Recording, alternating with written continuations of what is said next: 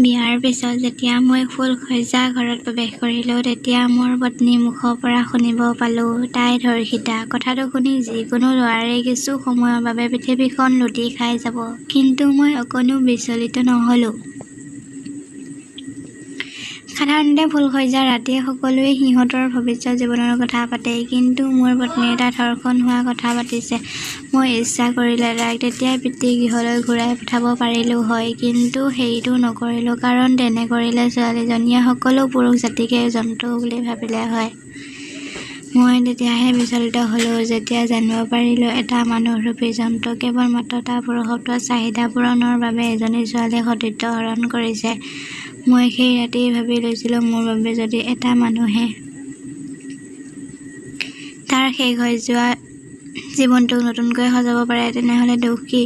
সেয়েহে সকলো হাঁহিমুখে বৰণ কৰি ল'লোঁ। বিয়াৰ এসপ্তাহমান পিছত তাইৰ বমি বমি ভাব, মূৰৰ বিষ এইবোৰ যেতিয়া আৰম্ভ হ'ল, তেতিয়া তাই খুব ভয় খাইছিল। আৰু কোনোৱে কিছু কথা মোৰ লাজ-মানৰ কথা চিন্তা নকৰি এইটো প্ৰচাৰ কৰি দিলোঁ যে মই বিয়াৰ আগতে পৰাই তাইৰ সৈতে শাৰীৰিকভাৱে সম্পৰ্ক আছিলোঁ। ইয়াৰ বাবে মই পৰিয়ালৰ পৰা বাহিৰ হ'ব লগা হৈছোঁ, কিন্তু তাইক ত্যাগ কৰিব নোৱাৰিলোঁ।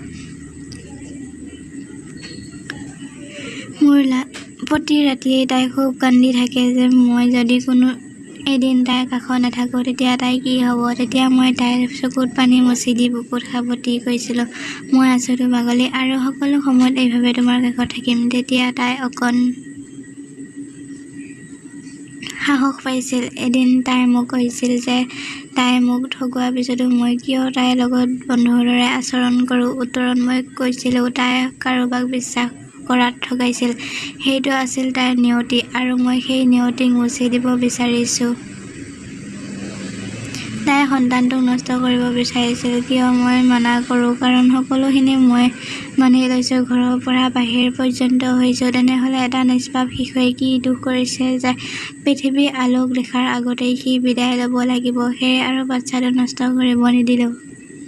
বিয়াৰ 7 মাহ পিছত তাইৰ প্ৰসৱ বেদনা উঠে। তাইও মই দুয়ো জানিছিলোঁ যে সেই বাচ্ছাটো মোৰ নহয়। তথাপি মই সেই সময়ত দূৰলৈ আঁতৰি যোৱা নাই, কাষত থাকিছোঁ। এজনী মাতৃয়ে সেই সময়ত নিজৰ সন্তানক বচোৱাৰ বাবে নিজৰ সৈতে জীৱন-মৰণ যুঁজ কৰে, কিন্তু নিয়তিয়ে তাইক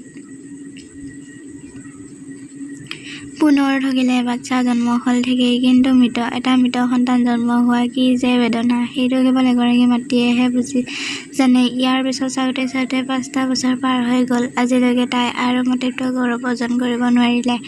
সেই দিনাখনেই তাইৰ মাতৃত্বৰ সোৱাদ হেৰুৱাইছে। তাইক মোৰ জীৱনত ঠাই দিয়াৰ পিছৰে পৰা বহু বিপদৰ মুখামুখি হৈছোঁ, বহু বাধা আহিছে, বহু কিছু ত্যাগ কৰিছোঁ, কিন্তু তাইক ত্যাগ কৰা নাই।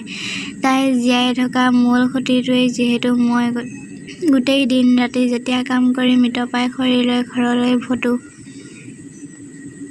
তেতিয়া তাইৰ মুখত অকণ হাঁহি মোক সবল শান্তি নিদিয়ে। মই যেন পুনৰ প্ৰাণ পাই উভতাই পাওঁ। প্ৰতিপল সময় তাই এটা কষ্টৰ ভিতৰত জীয়াই থাকে। ৰাতি মোৰ বুকুখনত মাথা গুজি কান্দে।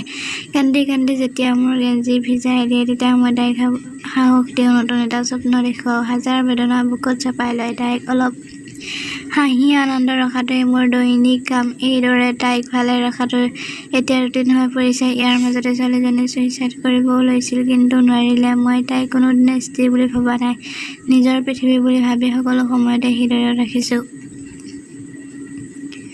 তাইৰ সকলো আবদাৰ পূৰ কৰিছোঁ। মই তাইৰ সকলো ভুলবোৰ শুধৰাই দি তাইক নতুন জীৱন দান কৰিছোঁ। যি সৃষ্টিকৰ্তাক সাক্ষী ৰাখি বিয়া কৰাৰ সময়ত যি প্ৰতিজ্ঞা কৰিছিলোঁ যে মৃত্যুৰ আগ পৰ্যন্ত মই তাইৰ সৈতে থাকিম, তাইৰ কোনো ক্ষতি হ'বলৈ নিদিওঁ, আৰু মই মোৰ প্ৰতিজ্ঞা অটলভাৱে ৰাখি চলিছোঁ।